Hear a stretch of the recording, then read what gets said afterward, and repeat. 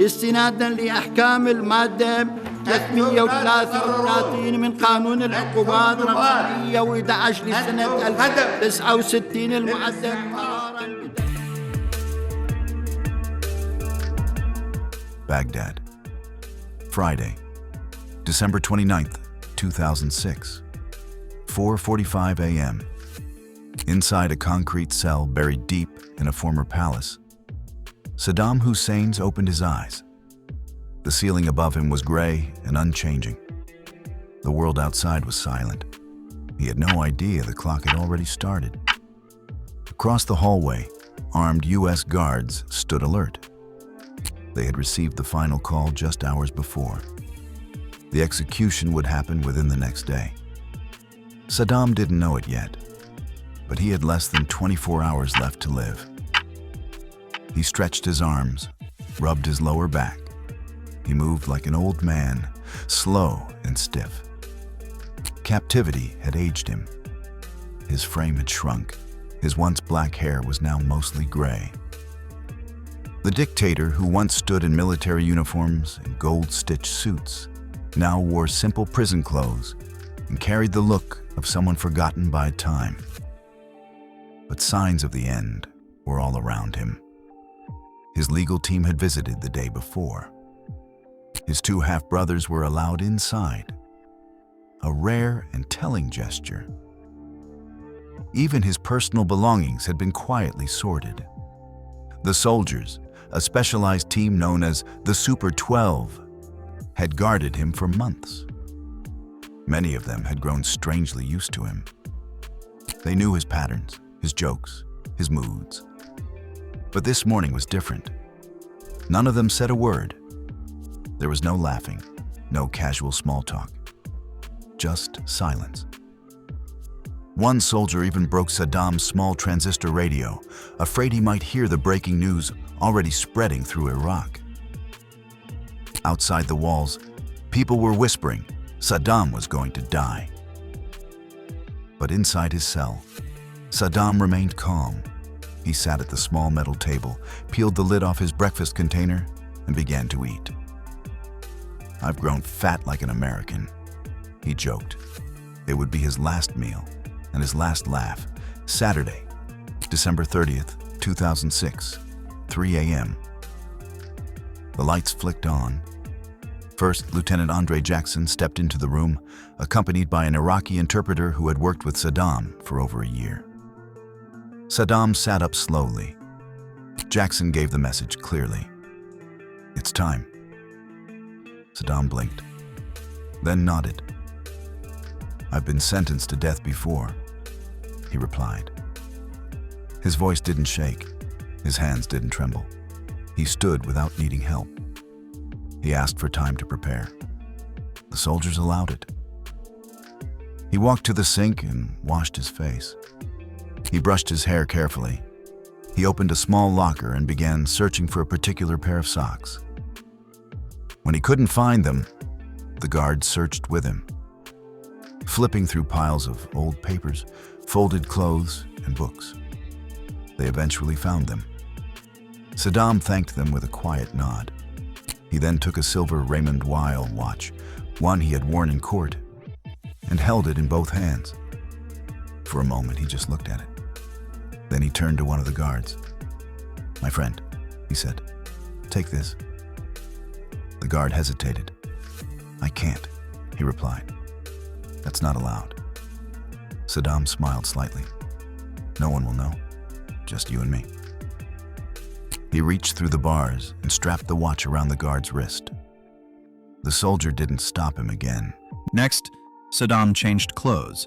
He chose a sharp, dark suit, clean and formal.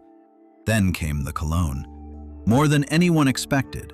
One of the guards later joked, "You could smell him from down the hall." But Saddam was preparing for something specific. He was dressing for his final moment in front of the world. When he stepped out of his cell, the Super 12 stood waiting. All wore full gear. No one spoke. Saddam looked at them, one by one. "You've become more family to me than any Iraqi," he said.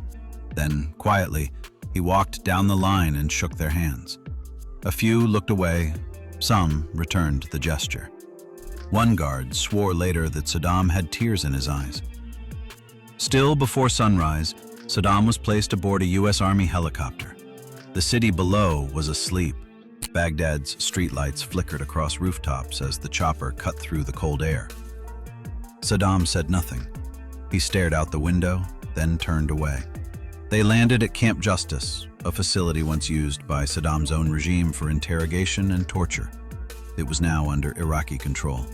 The symbolism was deliberate, intentional. He was driven the last few steps in an armored transport. The wheels rolled over familiar concrete. One soldier watching him noticed something strange. Saddam's breath had changed. It was slower, deeper, steadier, like someone who had made peace with what was coming. The gallows were inside an old military building. Fluorescent lights buzzed overhead. The air smelled like rust and dust. A thick black rope hung from the ceiling. The floor below it had been replaced with a trapdoor. American soldiers were not allowed inside the execution room. This was Iraqi ground now. Iraqi law, Iraqi hands. Inside, Iraqi officials lined the room. Many of them had once suffered under Saddam's rule. Some had been tortured by his orders. Now, they were here to witness the end. A judge began reading the crimes. Saddam stood in silence, holding a Quran in one hand. He refused the hood. He looked his executioners in the eye. He didn't speak until the end. Then came the chanting. Muqtada, Muqtada. A call to Muqtada al-Sadr, a Shiite cleric who had fought against Saddam's regime for years. The chant was not for ceremony. It was meant to mock him. Saddam didn't blink. "You call this bravery?" he said. Someone yelled, "Go to hell!" He looked back. "The hell is Iraq!" Outside, the Super 12 waited. They couldn't see the rope, but they heard it all. The footsteps, the voices, the final moments of noise before the silence. One of them whispered, "You see it in movies, but when it's real, when the rope is real, it changes everything." Inside, Saddam began to recite the Shahada, the Islamic declaration of faith. Almost instantly, the silence broke. Gunfire echoed outside, not in anger, but in celebration. Cars honked, people screamed, others wept. Some saw justice, others saw revenge, and some just saw the beginning of a new kind of chaos. The guards returned to base in silence. No one spoke. No one smiled. One of them later said, "We were trained for this, but nothing prepares you for what it feels like after." Another said, "He didn't die like a monster. He died like a man who knew he had no more moves left." Saddam Hussein, the man who once ruled Iraq with iron fists and death squads, was gone. But the damage he caused and the blood he left behind didn't vanish with him. In the days after his execution, sectarian violence exploded. Car bombs, militias, street killings. The rope had stopped a man, but not the war. Justice? Revenge? A warning? His death meant different things to different people, but it didn't bring peace, and it didn't bring closure. For some, it was too late. For others, it wasn't enough. The man was gone, but the scars stayed. This was the final crime. Subscribe for more cold, untold stories, and let us know what you think below.